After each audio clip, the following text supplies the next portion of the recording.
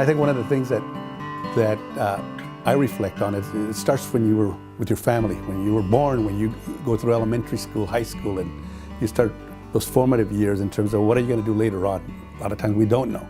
But I remember in 5th grade, one of the things that I do remember, I won a little trophy from my 5th grade teacher, Mrs. Jenks, and this is in the Rio Grande Valley in Texas, where we used to migrate out of. And she gave it to me because I read a lot of books. I loved reading when I was growing up, and that's why I loved libraries, because I could go get books and more books, and they were free. I could take them home and read them. And so that year I read 150 books, and I read everything from biographies, autobiographies, fiction, nonfiction, all sorts of books. So I think that really helped me develop that reading is fundamental sort of approach to growing up and preparing yourself for later on in life. So that was a start. Then later on in high school, I remember, not really, because we were migrant farm workers. I come from a large family, 8 brothers, 4 sisters. And so we used to migrate in the state of Texas, picking cotton. And here in the Salinas Valley now that I represent, we talk a lot about technology. Well, in 64, 65, they invented that cotton harvester. Well, that displaced hundreds of thousands of farm workers, so we had to decide. My dad had to decide, and Mom, where do we go? We need to find a place to work, so we came to California. Ended up here in Monterey County and working the fields in Monterey County and then Santa Cruz. And so we followed the migrant streams back and forth from March till November. That was our typical year to come here to Monterey County. And then, going through high school, then I got involved a little bit in working with some of the Mexican-American students in Watsonville at the high school where I was going, and got involved a little bit. So I think a counselor at that point noticed maybe some leadership qualities. I don't know what he noticed, but he said, Simon, why don't you apply to go to college? And that wasn't in my realm. 12 brothers in my family, 12 brothers and sisters, nobody had graduated from high school, and I'm 4th from the bottom. So that wasn't really in my realm of thinking. I was going to graduate from high school, which would have been an accomplishment for our family back then, and then get out and help my family out in the field. But Mr. Sullivan, the counselor, said, why don't you apply? Your family makes an honorable living being farm workers, and they work hard to provide for you, but you need choices, and the only way here is for you to get an education. And I said, well, okay. And so he got me to apply to this school down in Southern California called Claremont. It was Claremont Men's College when I got accepted in '74. Got a full ride, a full scholarship, and he paid for my physical exam to be able to put in my full application.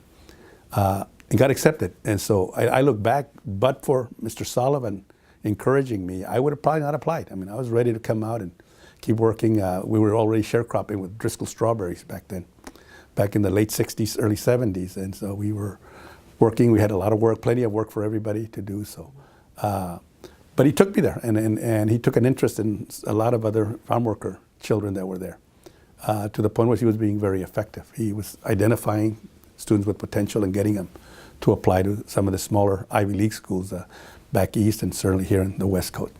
So I got involved in student government there at a certain level, not truly like the student body, but an organization that we formed to say, let's explore, let's raise money here at school to take some of us over to Santa Cruz, over to Berkeley, over to Stanford, wherever, just to get an idea of what college is all about. And then we had other students come and talk to us. So that was my first foray, I guess, into I got elected president of the club. And only because nobody else wanted to do it probably, but they needed a president. And so did that. Then I go to college and get my first, my first foray into politics, into government. So I studied political science at Claremont, and then a double major in Latin American studies. Always been interested in certainly the history of Mexico, and I certainly took a lot of courses, but I studied Colombia, South America. I went and did a semester down there in Colombia and looked at the government back in '77. A lot of guerrilla movement, a lot of, when we landed at the airport there in Bogota, Colombia, they had tanks and military personnel. I said, what the hell did I do? What am I doing here in this country? That's a lot of turbulence, but it turned out to be okay. It was, you know where to go. They take care of you and take you only to places that are not going to be dangerous for you. And so I graduated, came back, and started working here in Salinas back in '78 in a finance company called AFCO Finance. They're in the east side, in the LSL area, and did it for a year and a half, but not a lot of interest in that field. I just figured I don't want to do this for the rest. So I continued, went on to San Jose State, and got my teaching credential, bilingual, bicultural teaching credential, K through 12. But then I also got a scholarship to go to the Santa Clara Law School. So 81, I jumped over to Santa Clara from San Jose and was there from 81 to 84 and did my 3 years. Then I come back and I hit that sort of fork in the road. I'm back in Salinas. Do I teach? Do I keep taking the bar to practice, or what do I do? So I walked into Barton Elementary School here in the LSL area to the principal. I said, look, I want to do substitute teaching just to get my feet wet in terms of whether I want to stay in education or not. And he said, well, tell you what, I've got a full-time 5th grade position. This is Friday when I walked in with my jogging shoes, my tennis shoes, because I was just passing by. He says, you got the job. You got fully credentialed. We need male teachers here right now. We have a lack of more male teachers that we want to balance our workforce. So I started Friday. I said, but I will start work for you on Monday, but give me a master teacher to help me, get me acclimated, because I haven't taught by myself. I've done student teaching, but never solo in the classroom. So he says, yeah, we'll have somebody for you. So I show up Monday, and I was there by myself. There was no master teacher. It was sink or swim. And you know, I had prepared my lessons for 50 minutes of math, and in 10 minutes, some of the sharper kids, the faster kids were done. Now what do I do? And so I loved it. I did it for 5 years, but it's the job that I think I've enjoyed the most. And you know, you have a passion for something. That was my passion for 5 years, working with all those kids from the LSL area. Great kids, great families. A lot of them were farm worker families, but dedicated to working with their children to get an education. And so I did that for 5 years. I did that job there, and I loved it. And then in 1988, this is when people asked, how did you get into politics? How did you actually get into the campaigning mode and running for office? And I remember a couple of my students there in the summer of 1988. And they said, and I saw them in the summer, they were just sitting there with their bikes on the side of the street. I said, Agustin, Hector, what are you guys doing? Why aren't you guys doing something with the summer with your time? And they said, Mr. Salinas, what do you want us to do? There's no rec centers out here in the LSL area. The high school swimming pool is closed in the summer. We don't have a bus to take us to the Y in South Salinas. So this is what we do. We sit here and talk. And their parents are at work, so I said, you know what, they're right. And so then in 88, I got involved as one of the plaintiffs in the lawsuit in Salinas to go to redistricting, which means that instead of at large, we would divide the city into 6 districts. The mayor would be at large, 7 members. So we did that. We asked the city to change. They said no, let the voters decide. So we put it to a vote. December 8th, 1988 is when we put it to a vote at Salinas to change the system of electing their representatives. And it passed by about 106 votes or something like that. So it passed. And the following year is when I decided to, because parents asked me, why don't you run to represent us? There's a seat opening up. And so I decided to run, and I decided to run because of those 2 students that sort of said, what do you want us to do? I could sit on the sidelines, complain, or get in there and try to make a difference. And so in 89, I got elected to the city council, 89 to 93, and that's when I started working on a couple of the Firehouse Rec Center, the Bread Box Rec Center, a tot lot there by the Cesar Chavez Library, working on signal lights, simple stuff that voters want you to go out there and work for them, to bring resources to their communities. And so I did that from 93 to, from 89 to 93, which was my entry into politics, and you know, getting out there, doing the yard sign, talking to voters, and you know, going to the editorial boards and talking to different groups and forums, and so it was exciting. I mean, I think I would have stayed. I would have been happy staying as a teacher because I loved doing that. But the opportunity came up, and I said, well, you know, if I want to do it, I can either complain, sit on the sidelines, or get in there and figure out how policy gets done, created here at the local level. Then later on, I would go on to the state assembly level to work on those projects. So that was my start. That was the start of my 30 years now career in politics.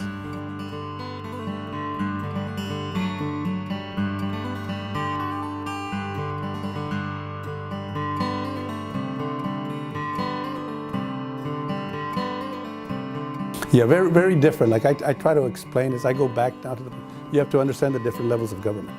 And even there's an education boards, there's city councils, there's board of supervisors, there's the legislature. And so I found that, you know, in the city council, working with 7 members, it was probably easier and quicker to respond to an issue that came up versus sometimes even in the board. The board is county now, so it's bigger. There's a lot more bureaucracy in place that is in place for a purpose, for a reason. Sometimes you try to get things done quickly. Well, people say there wasn't enough notice. You got to take your time. You got to let the public. So those were the real differences. But city and county are still local. I mean, city, the supervisor, we still deal with stop signs in unincorporated areas. We still deal with folks that need health care, either the clinics or the hospital. The city was mostly city issues in terms of streets and programs for the after-school kids, working with the community, working with the police department. But in the state, it becomes also more partisan. In the state, you are running either as a Democrat or Republican. And then it gets a lot more partisan over there. You have meetings as Democrats and Republicans, and the battle lines are drawn. And so it's a lot more, sometimes more tense and more difficult, because you've got to convince a lot more people of the wisdom of the benefit of your policy that you're trying to pass. And some of this would be policy that affects a whole state. So it's statewide. There's the areas that is just your district, so you try to convince the legislature and the governor, this is just for my district. It doesn't have statewide implications, so you could hopefully get their support. But up in the assembly, it was very partisan, and it was when I ran, I realized how expensive it was also to run a statewide race. And I remember talking to then our congressman, Leon Panero, maybe he was the chief of staff. Any words of wisdom for me, Leon, in terms of how do I deal with this campaign and this race? And he said, well, save your money, because the consultants will come after it. They'll all want your money, and you're going to have to do TV. You're going to have to do radio. You're going to have to do mass mailings, because you can't reach 500,000 people door to door like I had done when I was on the city council. City council, I was trying to reach 30,000 residents, voters in my district. Supervisor, I was trying to reach close to 80,000 now. In the legislature, in the assembly, I was trying to reach almost 450,000. So you need more money to be able to get your message across and let the voters know what is it that you want to accomplish. And so it is a lot more, in a sense, it's more dispersed because you have more constituencies. In the state, I had Monterey, but I also had Watsonville. I also had Silicon Valley. I also had San Benito County. So you got different communities of interest that you have to figure out, what kind of legislation will benefit my district. How do I take care of my district? And then how do I vote on statewide issues that won't negatively impact my constituents down here? Because they'll be watching in terms of how are you voting on important issues. So very, very different, but at the end it is that one-to-one constituents, because folks would go up to visit me in Sacramento, and I always love to hear from my local residents that would go up there and show them around the Capitol building. And it's their government, it's the people's government, so we try to let them feel welcome when they come and visit us. And then I'd come back every Thursday. Some fall in love with Sacramento. I wanted to come home. I love the Valley.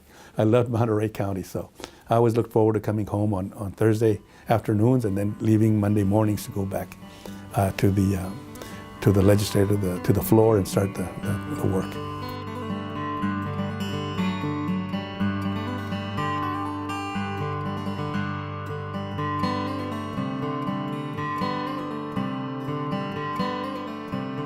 One of the issues that's always been a priority for me, even since I was on the city council, has been healthcare. Healthcare is important. When we first came here back in '65, I remember we had no primary care physician, we had no insurance. So our healthcare came out of a warehouse behind a grocery store there in Watsonville, or in the Pajaro area, where the doctors would come every Thursday, I guess, from the county and see kids or see people that were sick.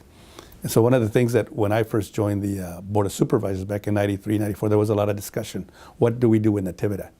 The hospital was old, it was falling apart, and people really didn't want to go to Natividad because it was an old hospital.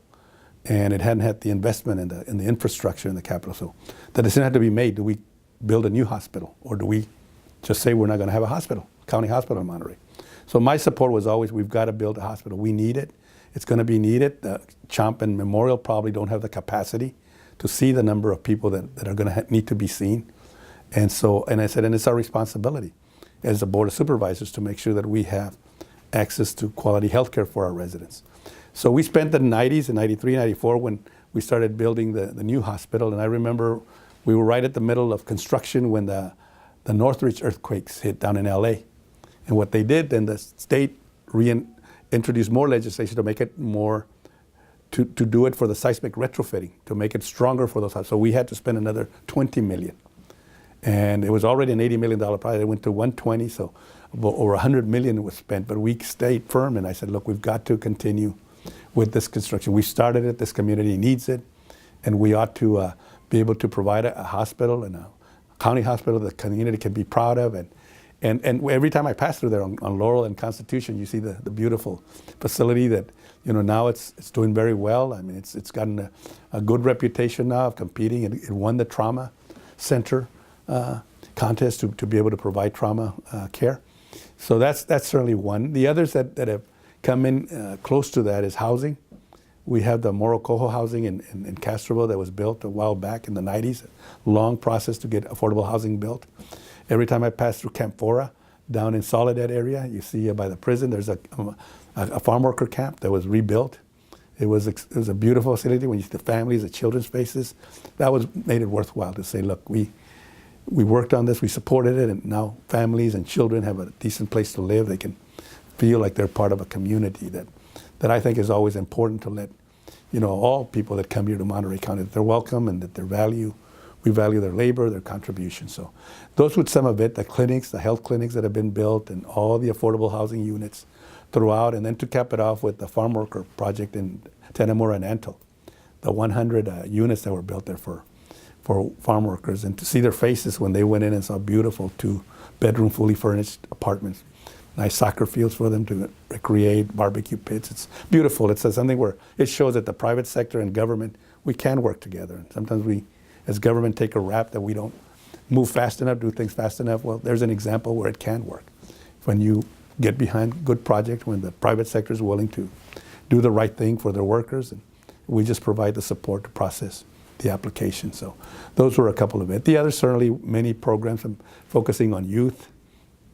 That is important. And then sort of my passion, because of being an elementary school teacher, was being the chair of First 5. I'm finishing this year also as a chair and focusing on children 0 to 5 and giving them and their parents the understanding of what it takes to raise children that are healthy, that are ready to enter kindergarten. Very important work. That, is an investment that we tell Monterey County is certainly worth it, because if we can get them to read at grade level by grade 3, then those children are going to be more successful through middle school, high school, hopefully through college, and lead productive lives here in Monterey County.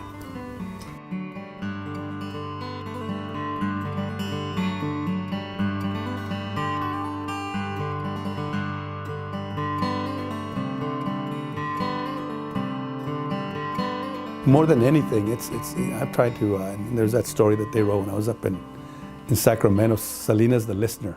Simone's the listener. Because I've always said we should learn how to listen to each other. Too often I've been in meetings where people aren't realizing that they're on the same page, yet they're arguing with each other. And so one of the things that I try to tell young people is to get involved, learn what it means to be in a meeting, learn what it means to disagree with somebody at a panel discussion or at a student government meeting. Get a feel for that and understand that the way you're going to be the most effective is if you're able to convince your colleagues of the wisdom of what you're proposing, whatever the issue may be. So get that experience, work, come in and apply to. We have so many commissions. We always need more people to get involved, whether it's in the Parks Commission, the Planning Commission, the Mental Health Commission. There's so many commissions where we need the public, people to come and participate and learn how those discussions percolate up to the Board of Supervisors and can become real policy that gets adopted by the Board of Supervisors. And that'll serve them well. Once they're elected, I think then they have to take advantage of whatever workshops are and seminars that there might be for the first year. And at CSAC, for example, the California State Association of Counties, every time somebody gets elected, they have a new Supervisors Institute. It's a good, Supervisor 101 class that teaches them all the ropes about the budget and the committee system and how we work together as counties and how we can help each other in terms of advocating for issues that are common to all 58 counties. So that would be my sense. And there's a saying that God gave us 2 ears and 1 mouth, so maybe that was for a reason. We ought to listen more, speak less, so that we really understand what the issues are that we're going to be voting on. But because it does, it is always good to have civil discourse where people talk about the issue. And it's okay to disagree, but not be disagreeable about it. And I think that has, at least through my 30 years or so of public life, I've always tried to work with my colleagues, whether in city council, here on the board, or even in the legislature, to work with them to come up with good common ground that can lead to good policy. And that's one of the things that I found when I got to the legislature, for example, is that I would go to my Republican colleagues to ask, here's an idea, are you willing to support it? Because Governor Davis always looked to see if you had bipartisan support on your bills. Because if it's just one-sided, then he's going to probably, why did only Democrats vote? And why did only Republicans vote for this? And so that helps the chances of your legislation getting signed, is if you reached out to bring people together to vote on your idea. And so that was important, that people learn how to work across the aisle. Today, unfortunately, we see too much of what's happening at the national level, where it's very, very partisan. And the folks are waiting for something to get done, and nothing gets done because of the rancor and such ill will between the folks that are supposed to be representing the interest of the country as a whole, not partisanship.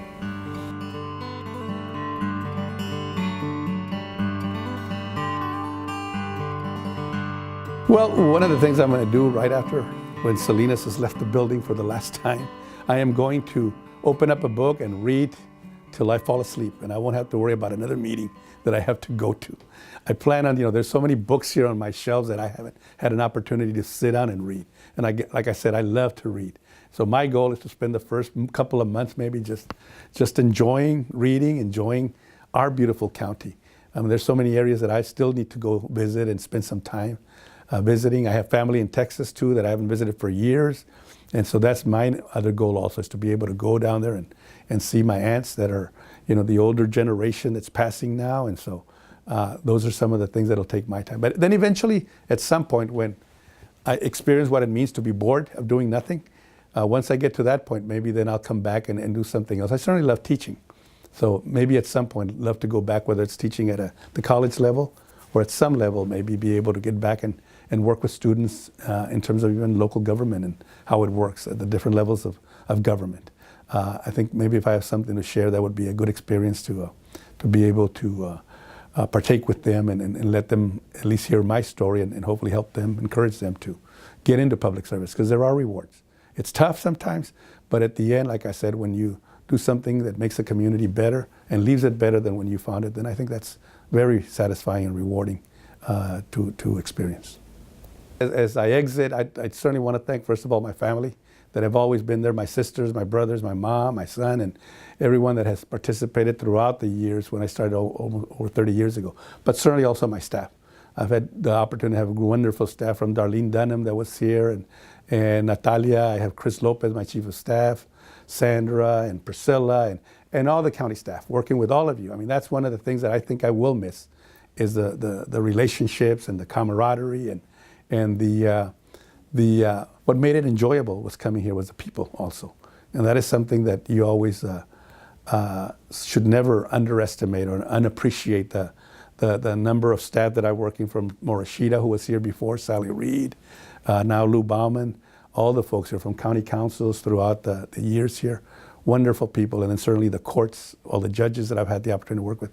It has been an enjoyable ride, and I certainly want to thank the voters that gave me their trust to be able to represent them. It has been a privilege and an honor, and certainly I would encourage others to get to experience that feeling of doing something and having critics that are out there, but also those that want to help you grow and mature and develop. I've had my level of support from those folks that have been out there that were very frank about it, would tell me what their opinions were, but always respectful, because they always knew that I would look at all sides of the issue. And then at the end, that's what you want from your elected representative. Somebody that will listen to all sides, make the tough calls when you need to make them, but be willing to keep an open mind and say things can change. Even I have to change when the circumstances have changed. And I hope that that's the sense that I've given or try to give to my constituents, that I'm trying to be as fair and having an open door for all people to come and have their issues heard, which is what everybody deserves. So with that, thank you, and we will see you somewhere soon.